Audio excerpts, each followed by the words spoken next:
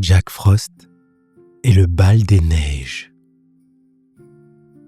Jack Frost, l'esprit timide des glaces, vivait dans une petite grotte givrée au sommet du mont cristallin. Solitaire par nature, il passait ses journées à créer des flocons de neige uniques, chacun étant une petite œuvre d'art.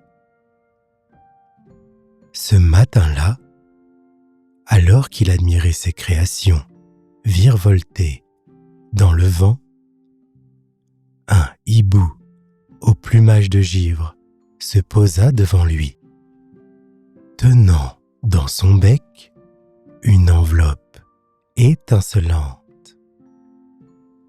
Jack prit l'enveloppe avec curiosité et l'ouvrit. Les lettres brillaient comme des cristaux. Cher Jack Frost, tu es invité au grand bal des neiges. Montre à tous tes talents et viens découvrir l'amitié. Ton hôte, Dame Hivernelle. Jack Frost fronça les sourcils. Un bal? Avec tous les esprits de l'hiver? Je ne suis pas fait pour ça. Il tourna les talons, prêt à ignorer l'invitation. Mais en son cœur naquit une petite voix. Et si c'était l'occasion de te faire des amis? Peut-être que ta solitude n'a duré que trop longtemps. Il se retourna vers l'invitation et déclara à haute voix: si j'y vais, il me faut une raison d'être là. Je vais créer quelque chose d'unique, la plus belle sculpture de glace que l'on ait jamais vue.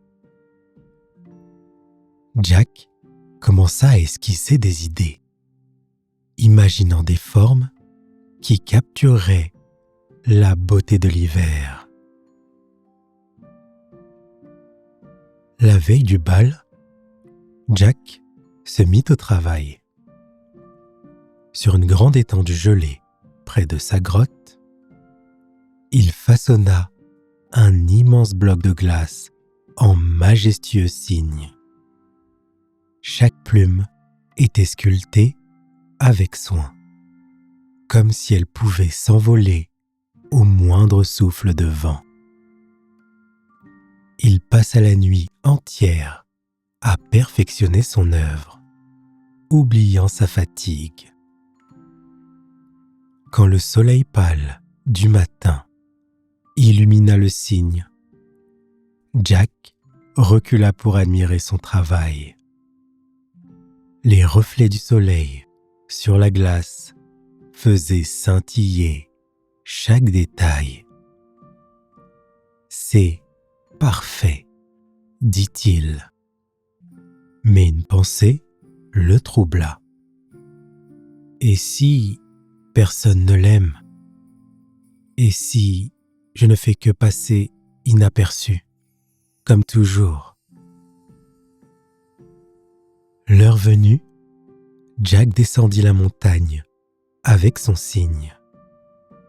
Dans la vallée des cristaux où se tenait le grand bal, les esprits de l'hiver étaient déjà réunis. Leurs robes de givre étincelaient et leur rire résonnait comme un vent joyeux. Jack, intimidé, se fit tout petit, tenant son cygne d'une main tremblante. Une voix douce et puissante l'interrompit. Jack Frost, bienvenue. C'était Dame Hivernelle, vêtue d'une robe de neige scintillante. Je suis heureuse que tu sois venu. Qu'as-tu apporté pour le bal ?» Jack, rougissant presque, désigna timidement son signe. Les esprits s'approchèrent pour voir la sculpture. Un murmure d'admiration parcourut la foule. « Quelle délicatesse !» dit l'un. « Chaque détail est parfait !» s'exclama un autre. Jack sentit une chaleur étrange grandir en lui. Un esprit des vents, nommé Gal, s'approcha avec un grand sourire. « Jack, comment as-tu fait pour que les plumes semblent si légères ? On dirait qu'il va s'envoler. » Jack, surpris par l'intérêt sincère, expliqua son procédé en bafouillant un peu. Bientôt, d'autres esprits vinrent lui poser des questions, non seulement sur son signe, mais aussi sur ses flocons. À sa grande surprise, il l'écoutait avec attention, certains lui demandant même conseil. Pour la première fois, Jack sentit qu'il était apprécié pour ce qu'il aimait faire.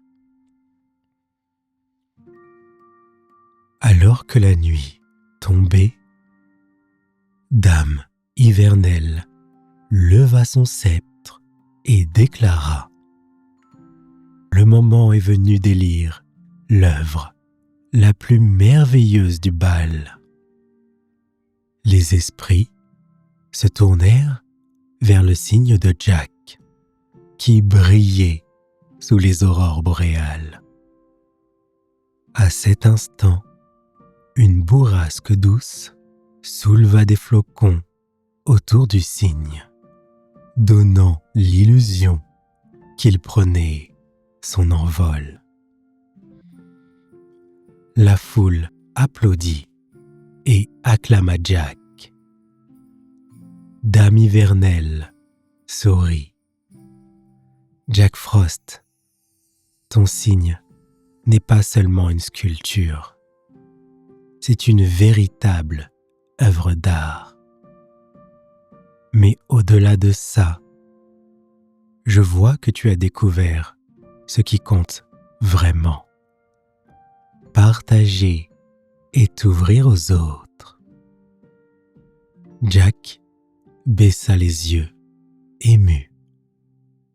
Je pensais que je devais prouver quelque chose. Mais finalement, j'ai découvert que c'était encore mieux de partager ma passion.